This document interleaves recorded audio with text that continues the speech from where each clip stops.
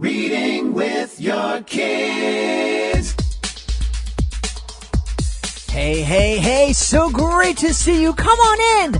Hi, my name is Jedley, and this is the Reading with Your Kids podcast, coming to you from the beautiful Reading with Your Kids studios in the wonderful neighborhood of Reedville in Boston, Massachusetts. We are celebrating Autism Awareness Day, International Autism Awareness Day, a great day for us to come together to help understand what autism is, and most importantly, to understand that people with the diagnosis of autism are people. To help us celebrate, we've invited Sherry Howard, the author of Rock and Roll Woods, back to join us. If you're the author of a great children's book, we would love to have you as a guest on the Reading with Your Kids podcast. And if you're the author of a great children's book, you are also the head of your business. That's right. And your business is the business of selling your great children's book. And you want to do it right. That's why I think you should check out readingwithyourkids.com/inkfile, INCFILE. readingwithyourkids.com/inkfile. Inkfile helps you quickly and easily form your LLC, S Corp, C Corp, or any other business. Start your business today for as little as $49 and state fees. There's no contracts. There's no hidden fees. Inkfile has been trusted by over 150,000 businesses worldwide since 2004. Check it out today. Remember, you are the head of a business. Once you write your great children's book, you want to do it right. Go to our website, readingwithyourkids.com/inkfile, INCFILE, readingwithyourkids.com/inkfile. We are really excited. I think this is going to be a very important show. Today is National Autism Awareness Day. And so we thought that we would celebrate this by helping raise awareness of what autism is and maybe what autism isn't, but especially raise awareness of how we can live and support and respect our neighbors, our friends, our family who are autistic. And we're welcoming back the author of Rock and Roll Woods, Sherry Howard. Sherry, how are you? Hey, Jed, I'm great today. It's such a pleasure to be here. And I have to tell you that it's not just National Autism Awareness Day, it's World Autism Awareness Day. It is one of the few United Nations recognized health days in the world. So it's really autism is finally being recognized for something that impacts a lot of lives throughout the whole world. Mm-hmm. You know, I became aware of the term autism and autistic kids, and I'm not exactly sure what how to properly refer to folks most respectfully. But I first became aware way back in the late 70s. I was a social worker, and at that time, the folks that I met who were autistic had severe developmental challenges. They were, for the most part, they had to have a lot of support. Most of the folks that I met were in some sort of institutional programs or a substantially separate school situation, and for it was very rare if I met a person who had that autistic label that person could communicate. You know, most of the folks that I met who were autistic were nonverbal, and our understanding of autism has grown and hopefully it has, but certainly our awareness of autism and awareness of that autism is this huge spectrum has really grown since then. I think you're exactly right, because I too had an early exposure to it. And I do want to address what you said about how to address it respectfully. Mm-hmm. It really depends on whom you ask. Okay. Because a lot of parents are very offended when you say an autistic child. Mm-hmm. They really want that child recognized as a child. Okay. With a diagnosis of autism. Mm-hmm. Some people aren't concerned at all. I'm physically disabled, and I don't really mind being called crippled, disabled, or none of those labels bother me personally, but they bother a lot of other people with the same kind of handicap that I have.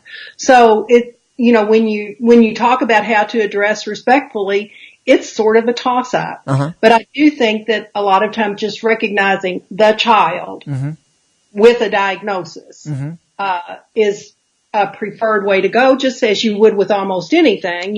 A child with a cleft lip, which I happen to have a child born with a cleft lip. So we didn't call him a cleft lip child. Right. And it really offended me when he was called a hair lip child. But if you recognized he was my child and he was born with a cleft lip. So I think it's all in that same category of any disability. You want the child recognized first. But yes, the whole idea of a spectrum disorder and the fact that we, back in the day really only saw the most severe cases of autism being diagnosed, where now it is much more common for children to be diagnosed at the other end of that spectrum. And I think that's why you see the numbers going up so much when you hear the huge numbers of children with autism. It's because that label is used a little more frequently than it used to be. Right. Yeah. I think some people have the impression that the number of people with autism has really exploded. Whereas I think what you're saying and my understanding of it is just our recognition of folks with autism and our ability to kind of identify it has grown. Yeah, exactly. The numbers stayed stable. I don't have exact data on, but I don't even think you could find exact data because the requirements for a diagnosis, as you and I both know from our own histories, the requirement for a diagnosis back in the 70s was very different than the requirement for a diagnosis now. So it'd be like comparing apples and oranges. Clearly, there will be more diagnoses. Whether that in actuality means there are more cases, I don't know that there's even any way to prove that. Right. Now, I started to say earlier that our understanding of autism has grown, and I'm not sure if that's true. Do we understand what autism is? I don't think many people do. I think that a lot of people see autism in two ways, and I think those are the extreme ways. I think that a lot of people are really familiar with an Asperger's diagnosis, which falls generally within that spectrum, but it's at the lower end, and you might not in a classroom recognize a child with a very mild diagnosis, just with a lot of times social behaviors, a little bit of communication. So I think a lot of people are real familiar with that because they're seeing those kids in the classrooms. And then I think a lot of people are familiar with the extremes, people like Temple Grandin, who is one of the most amazing stories about autism that's even out there. And by the way, there's a wonderful picture book about Temple Grandin. Just a brilliant, brilliant woman. So people are familiar with the extremes, but there's this whole spectrum. It's just so many children are affected in different ways. There's no one way to identify autism. It's just a set of behaviors that are observable. Now, I was going to say, before we go into those behaviors, tell us a little bit about Temple and her amazing story. Off the top of my head, I can't even remember the exact details. There's a movie, there's a picture book, and I wish I'd gotten my hands on it before we talked again or just refreshed my memory. But she was just absolutely, she had a pretty severe, autism diagnosis or severe behaviors. She was, but she was a brilliant scientist and did some very important work. And I don't know why, but in my head I have, her working with, cattle I'm almost afraid to say too much about it because I know I'm not remembering it very well. Mm-hmm. But her story is really of her horrible struggles to get past she had sensory issues, she had communication issues, but she got past it to be one of the most brilliant scientists. And Temple Grandin, to the best of my knowledge, is still alive today and still does speaking engagements, or at least it's been a few years since I researched her. Yeah. And a friend of mine, met her in person not that long ago. So as far as I know, she's still out there doing her brilliant things. Well, that's wonderful. So you're starting to talk about that autism is, we kind of identify it by making observations about a child or an adult, and if certain observations are seen and consistent, then the diagnosis of autism is made. Can you tell us some of those observations? Well, there's a lot of times the first observable thing is a difficulty with interacting with other people. Mm-hmm. And a lot of times kids appear to be developing normally, and then maybe at about the age of 2, parents will start noticing some changes, and they just don't interact or communicate in the typical way. Mm-hmm. A lot of times they have real highly repetitive behaviors.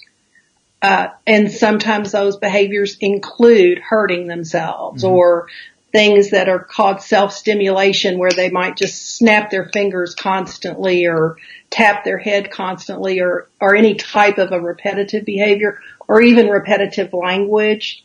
There are so many different behaviors that kind of fall in, but they're primarily with communication and the way their language and their bodies interact with the world around them. Mm-hmm. And you and I talked the last time I visited about sensory processing disorder. Sensory processing disorder is sometimes part of autism, but not always. You can have sensory processing disorder with autism. You can have sensory processing disorder without autism. You can have autism with or without sensory processing disorder. But many, many, many children with autism do have a lot of sensory issues. Mm-hmm. Mm-hmm. One of the terms that a number of guests have used here in the show is non-neurotypical kids. Yeah. So the kids with autism would fall into that, I guess, umbrella of non-neurotypical kids. Right. Of course, I'm such an anti-label person, mm-hmm. and I think it's because as an educator, I saw children categorized so much, and the categories really never helped as far as figuring out what to do or how to educate them, because you have to look solely at that individual child. And I think that's really, really true with children with a diagnosis of autism, because you can't just look at that label. You have to really look at that individual child. And I think one of the hardest things when working with children with autism is that things that might be rewarding to a neurotypical child, mm-hmm. Giving them a treat or praising them, can actually be a punishment for a child with that diagnosis. Mm. So you might, if your typical 5-year-old brings home a great project from kindergarten, you might give them a big old hug and a pat on the back. But if you have a child with a diagnosis of autism, 5 years old, and brings home a project, that child might not want a hug. That might be punishing to them. Mm-hmm. So it's really looking at each individual child. I think that's so very important. Not only when we're talking about children with autism, but anybody too. If we can help kids, help teachers, help adults start erasing those lines. We had Father Greg Boyle on, who wrote Tattoos on the Heart, and talks a lot about forming radical kinship. and he speaks a lot about erasing those lines. And in his case, he works with gang members, so he is, talking about erasing the lines that we put around people that we call gang members, or, that we identify folks from different races or different religions. But even, when it comes to, some of the labels that were probably meant to be helpful by saying, oh, this child has autism, this child has this, as a way to help teachers kind of give them a heads up and what works. I think what happens is people, they get some expertise with one or two kids, and then they start thinking, well, everybody comes through my doors with this diagnosis is going to respond to this recipe that I discovered. And that's not the case. And so I think it's really important for us all for ourselves and for our kids to help start erasing those lines and to start taking the time to discover people. Exactly. That's when I taught or was an administrator in a school. I always believed with my whole heart that you didn't teach content. You didn't teach subjects. You taught children. And until you could reach children on a one-to-one basis, you could not teach. Mm-hmm. Mm-hmm. Boy, I travel around and I've been to literally thousands of schools all around the country presenting my educational magic shows. And there are some schools that you just know. I've been to some schools where the principal is outside and greeting 1,500 kids as they're getting off the bus and knowing each one of the kids by name. Yeah. And, and they can tell you, well, this, her mother was in this and her brother just graduated from high school and everything. And then there are other schools where I've actually been to some schools where the kids didn't know who the principal was. Yeah. And it wasn't because the principal just arrived. They had been there for years. And boy, what a difference in those schools, where that principal is out and where the teachers are out and they know the kids. Just a totally different atmosphere. That's especially true in elementary schools. Mm-hmm. Now, I was a middle school principal and I have a huge one. And I have to acknowledge that I'm not sure all the kids recognized me, because I had over 1,000 kids. I was visible. I was out there, but I don't know that they more likely thought the assistant principal was the principal, just because of circumstances. Mm-hmm. But in an elementary school, the principal is absolutely the heartbeat of the school, and they can make or break a school. And when you walk into a school, just as you said, you can feel a school's climate once you walk in that door. And I'm in and out of a lot of schools and always have been, by nature of my job. You know the heartbeat the minute you're in there. Mm-hmm. Mm-hmm. Yeah. Now, I went to a very progressive, public school system back in the 60s, and it was progressive in the sense, they tried a lot of really kind of out there teaching styles, and it's funny. As a writer, you can appreciate this. They taught kids how to read and write, not by teaching English grammar. And so I was with this group of kids who went through, and then when I went to a classical high school where I all of a sudden was studying Latin, and they were talking in pluperfect tenses, and I'm like, huh? And thankfully my Latin teacher was very understanding. But they were also very progressive in the fact that we had kids back in the 60s, with different learning, disabilities, integrated into our classrooms. So, so I was, I had classmates who had Down syndrome and we didn't have we weren't familiar with the name autism, but I know that looking back that there were some of my classmates would be diagnosed with autism. And we were expected to get along and to treat everybody with respect, and we did. There are a lot of schools now where the inclusion is kind of a new thing, but everybody is going to have somebody in their life that has this diagnosis of autism. how best can we talked about the fact that teachers, can start erasing those labels and get to know everybody individually. How can we best to help our kids be respectful and be open to developing relationships and friendships with kids who have that diagnosis of autism? I think that's really a hard thing to have happen because children from a pretty early age want to be able to choose their friends. Mm-hmm. And that doesn't necessarily have anything to do with whether a child is typical or atypical. It just has to do with whatever little personal preferences that 5-year-old has. Mm-hmm. And, maybe they like the pretty girl or maybe they like the funny girl or, it's such a personal thing. So asking children to become friends with anybody, whether they have a disability or not, and forcing that friendship is really hard. Mm-hmm. So with that said, I think schools are probably the very best place to facilitate it and make sure that as much as possible, our kids, in the same way that we've racially integrated our schools, we need to ability integrate our schools, and many schools still don't do that. Mm-hmm. Many schools still exclusively track their bright kids.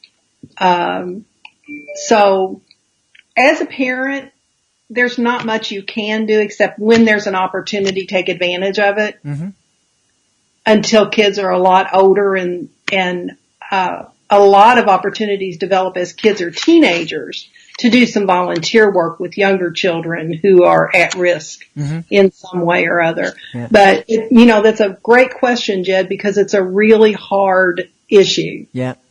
Well, I think I agree with you. Absolutely. You can't force friendship. And, I have a very clear memory of a wonderful young woman who went to school with my daughter who was just, I'm here to go to school and I'm not here to talk to you. I'm not here to play with you. I am just here to, and no matter what people did to try to include her, she was like, no, I'm cool over here. But I think one of the things that we can do as, with great books like Rock and Roll Woods is we can help our kids understand that that kid in your class who doesn't talk to you, doesn't look you in the eye, it's probably not that they don't like you. It might be that they have trouble and not comfortable looking somebody in the eye or talking to somebody. And they might have some special challenges, and so maybe we need to understand that and not take it personally. You're right, exactly. And there aren't really a lot of books out there. Mm-hmm. I tried to do some research before we talked today, and when I follow up with you for whatever you put in writing, I'll make sure to include information on Temple, and I'll also include some links to book list of bibliotherapy books. Mm-hmm. But there aren't a whole lot of books that are real accessible for kids. Mm-hmm. There are quite a few books that are published by a parent about their own child, but they're not generalized enough to make them real usable in the classroom, which, and I think you have to start there, and you understand what I'm talking about when I say you can try to get a message across, but you really have to have a story that kids will want to come back to and that won't feel preachy to kids. Right. In order to try to work with that story to create an acceptance or I hate to call it a lesson, but it is essentially a lesson. Yeah. Yeah. So in my research for books, I honestly didn't find a huge amount. There are lists out there, there are books out there, but there aren't a whole lot that include a really fun story that is a real good launching pad for discussion. Yeah. Well, I wrote a book called Real Magic, and it's a book. It's a true story of something that happened in my life as a performer, where I brought a young lady up on stage and, like I do with every kid, hey, what's your name? And she didn't answer me, and we're in a big Spanish speaking area. So I tried it in Spanish and that didn't work. And I just said, well, you're nervous. We're in front of all these kids. Could you please, audience, help her feel comfortable? And the audience clapped. And then she told me her name was Maria. And so I tried to speak to her in Spanish because I assumed that she was Spanish speaking. And I would switch it up every once in a while and reverse it and speak to the audience in Spanish and speak to her in English. And, and that was funny. But one of the things I noticed is that she started speaking to me in whatever language I addressed her in. If I spoke to her in Spanish, she spoke in Spanish. If I spoke in English, she spoke in English. And it was just kind of fun. It was cute. And she did the magic trick with me and she went back to her seat. But at the end of the show, as I was packing up, Maria and her teacher came back. And when her teacher came in the room, Maria's teacher's eyes were filled with tears. And she told me that Maria had been in the school for 2 years, that she had a diagnosis of autism. And in the 2 years that she had been at the school, she hadn't said a word to anyone, that they assumed that she was nonverbal. And the message, and a lot of times after that happened, now this was 25 years ago. I remember because it was right after my son was born. But at that time, people would come up to me and say, what did you do? And I'm like, I didn't do anything. But I think what happened was that the audience, myself and the audience, made her feel respected and loved. And so the message of my book, Real Magic, is that when we help somebody feel loved, magical things can happen. And I think that's true of when we help a person with autism feel loved, when we help a person with sensory issues feel loved. If we help just the neighbor that lives next door feel loved, really magical things can happen. Exactly. And it kind of goes back to what we were talking about earlier, that in order to teach, you have to reach. Mm-hmm. And in order to access the soul of someone with a disability or atypical behaviors, you have to find that love connection somehow. Mm-hmm. Mm-hmm. You have to find their way that they can access love, because they may not access it the same way we do at all. Mm-hmm. Right. I mean, that same girl, if she had sensory issues and then 1,800 kids gave her a round of applause, that might have been the exact worst thing to do. So I got lucky. That's the problem. Kids don't come with instructions. Yeah. With autism or without. Yeah. And I have a feeling that, and one of the things I find is that, when you have a show about something like autism awareness, and you want to reach people who don't know a lot about autism, that a huge number of people who listen to those shows are people who are very much aware of autism because they're focused in on it. And so I'm imagining there's a lot of parents of kids who have the diagnosis of autism listening in. And I guess the one thing, I just admitted that I could have made a terrible mistake with Maria by asking the audience to applaud for her. And it would have been very innocent, and it would have been coming from a place of love. And I think one of the things I'm getting from our conversation is that we may very well make mistakes. We will make mistakes. Mm-hmm. And so I'm hoping that as difficult as it is, that parents of kids with a diagnosis of autism or with any diagnosis can be, before we react, to kind of step back and try to see where the person who made this mistake is coming from. And if they're just mean and they're coming from a hurtful place, well, then react and defend your child. But if the person is coming from a place of love and trying to understand, then help them understand. And Jed, I think your point there is exactly what keeps a lot of people from doing the sort of interacting that would be helpful. They are, in general, people are so afraid of offending or saying the wrong thing that they will look down and walk away and avoid a conversation because they are afraid of being the one who does the wrong thing or in being offensive. Mm-hmm. And I was a trained, awarded educator for special needs children. And I still did some really stupid, offensive things that parents had to let me know about. Mm-hmm.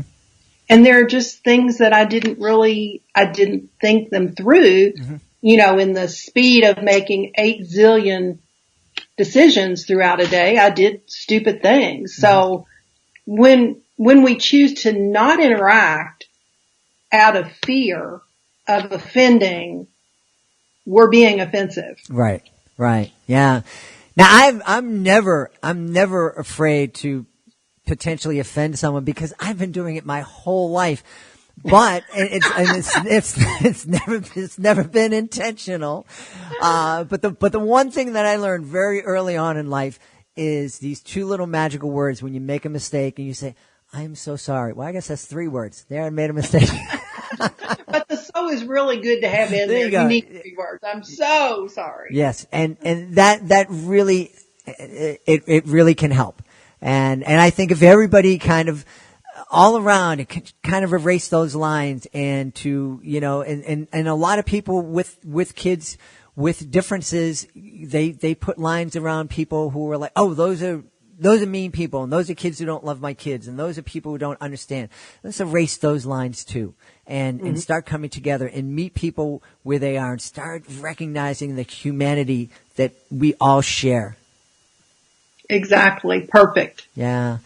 Well, who am I to disagree with an awarded educator when she says I said something perfect? I think that's time for me to tap out before I say something offensive. Sherry, tell us where we can find out more about Rock and Roll Woods and all of your other projects. I'm all over social media, and I'll make sure I get that to you when you do your written part with the interview when it posts. But all over social media, Sherry Howard, Google me, and I'm everywhere. Awesome. We have been talking to the author of Rock and Roll Woods celebrating World Autism Awareness Day. Sherry Howard, thank you so much for being on the show again. Thanks, Jed. It was so fun. Please be sure to join us for the next edition of the Reading with Your Kids podcast. We're inviting back our old friend Lydia Lukitas. She has a brand new creative nonfiction book called The Broken Bee's Nest. A great way to talk about bees and also to get kids interested in STEM, science, technology, engineering, and mathematics. Hey, we want you to know that we are looking for a few great schools or a few great churches, a few great public libraries to help host our all-new family experience called Reading with Your Kids Live. We're looking to celebrate our shared love of reading and learning with storytelling, magic, and lots of totally interactive fun. We're also looking for some great kids to feature in future episodes of the podcast. You can learn more about it by going to our website, readingwithyourkids.com/live, readingwithyourkids.com/live. Hey, we want to thank Sherry Howard for joining us today to help us celebrate International Autism Awareness Day and to help us understand that folks with autism are people who can become great friends. Hey, I also want to thank you. Thank you for taking the time to join us today. We don't want you to miss an episode, so please be sure to subscribe to the show wherever you find your podcast. iHeartRadio, the iHeartRadio podcast app, is one of my favorite places to find the show on. We have so many listeners who find us at iHeartRadio on the iHeartRadio app. We'd love for you to join us there. We also want to thank you for all that you're doing to make this world a better place. And you're doing that every time you take the time to read with your kids. I'll be looking for you in the next episode of the Reading with Your Kids podcast.